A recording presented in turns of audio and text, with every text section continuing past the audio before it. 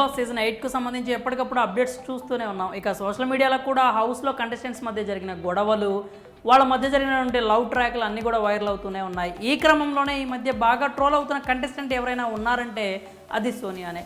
Big boss హౌస్లో మొదట సోనియా నిఖిల్ మధ్యలో ట్రాక్ నడిచినట్లుగా చూపించారు. ఇక ఇప్పుడైతే అటు నిఖిల్ ఇటు పృథ్వీ ఇద్దరితోనూ సోనియా కాస్త సన్నిహితంగానే కనిపిస్తోంది. అయితే రీసెంట్గా జరిగిన ఓ ఎపిసోడ్ నిఖిల్తో తన లవ్ స్టోరీ గురించి సోనియా హింట్ ఇచ్చింది. అదే పాయింట్ని గత వీకెండ్ ఎపిసోడ్లో నాగార్జున కూడా ప్రస్తావించారు. వైఎస్ అంటే ఎవరు, యశ్వీరా అంటూ చెప్పినట్లుగా నాగార్జున చెప్పారు. ఇక తాజాగా జరిగిన ఎపిసోడ్లో సోనియా లవ్ స్టోరీపై క్లారిటీ వచ్చేసింది.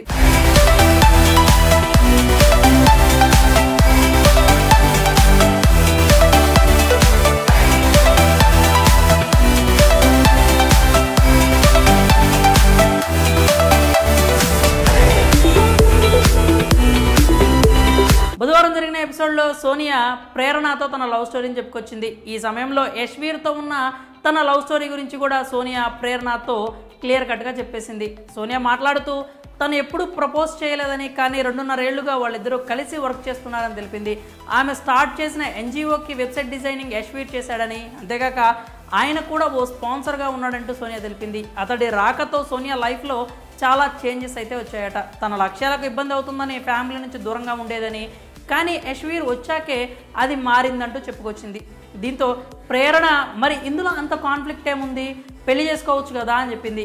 అతనికి ఇప్పటికీ డిపెండెన్సీ ఉందని, అతను సోనియా డెసిషన్ కోసం వెయిట్ చేస్తున్నాడంట అంటూ చెప్పింది. మరి డిపెండెన్సీ ఏంటి అనే ప్రేరణ అడగ్గా సోనియా ఆమె చెవిలో ఏదో గుసగుసలాడింది. దీంతో ప్రేరణ వెరీ నైస్, క్యూట్, నువ్వు అర్థం చేసుకున్నది నాకు నచ్చింది అంటూ చెప్పింది. ఇంతకీ ఆ చెవిలో చెప్పిన మ్యాటర్ ఏంటంటే యశ్వీర్కు ఆల్రెడీ డైవర్స్ అయ్యాయి, కానీ ఇప్పటికీ కాస్త డిపెండెన్సీ ఉన్నట్లు, అది అంతా క్లియర్ అయ్యాక తన డెసిషన్ చెప్పనున్నట్లు సోనియా చెప్పుకొచ్చింది. ఇక బుధవారం ఎపిసోడ్తో సోనియా లవ్ స్టోరీ కాస్త అందరికీ తెలిసిపోయింది. మరి ఈ డిస్కషన్ ఎందాక దారితీస్తుందో చూడాలి.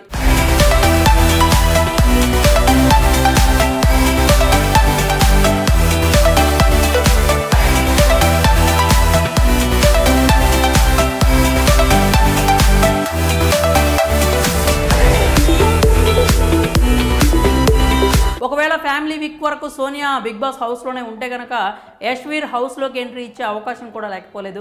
నాగార్జున యశ్వీర్ టాపిక్ తీసిన దగ్గర నుంచి సోషల్ మీడియాలో సోనియా యశ్వీర్ ఫోటోలు కూడా ట్రెండ్ అవుతున్నాయి. ఇక ప్రస్తుతం సోనియా చెప్పిన లవ్ స్టోరీ కూడా సోషల్ మీడియాలో వైరల్గా మారింది.